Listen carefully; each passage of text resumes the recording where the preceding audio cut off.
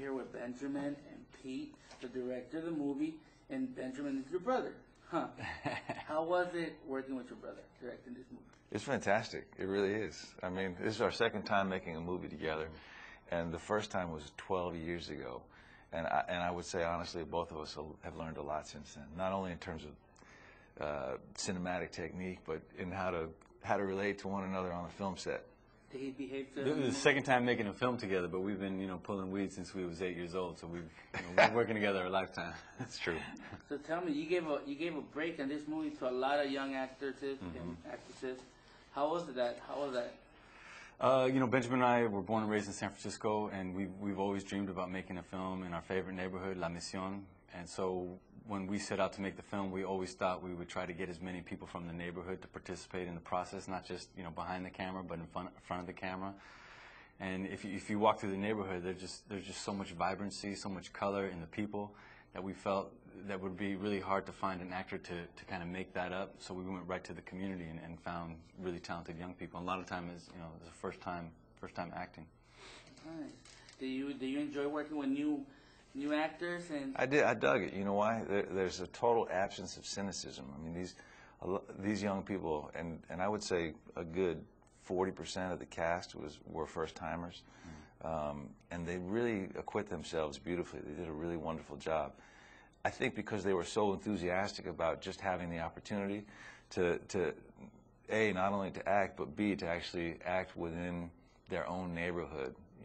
It's so rare that any film, any story has ever really shined a light on the Mission District. And it's a community that Peter already said that we grew up loving and feeling very, very close to. And so our intent was really to kind of create a love letter to the cultural vibrancy and the beauty of the people there. And so for these young people to step up and become part of that process, they were equally impassioned, and they did a beautiful job. I think there's a feeling of authenticity that exists in their work because they are who they are. Yes, they were playing characters that he wrote, but they got heart. That's the reality. They have heart. Tell us how hard was to be in this part, like how you prepared to do this part right there in La Misión, because you play the part of badass. So tell me about it. El mero chingo. The fact is that I love playing a cholo. There's something very specific about the carriage of a cholo. There's pride, there's physical strength, there's might. And the character I was playing is actually based on a person that he and I grew up with. He was several years older than us, but he's what you call an authentic OG. He wears a certain kind of clothing. He wears a certain kind of hat, the Stacey Adams shoes.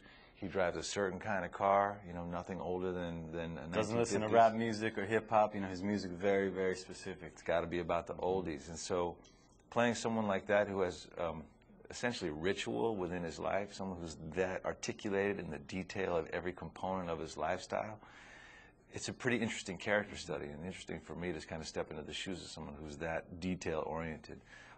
Not to mention, you get to strut around the neighborhood, Hey, everybody, this is Benjamin Bratt and Peter Bratt. And we're sending out shout-outs to Mega TV. Thanks for watching. And if you want to see more brown faces on the screen, please go and support La Misión.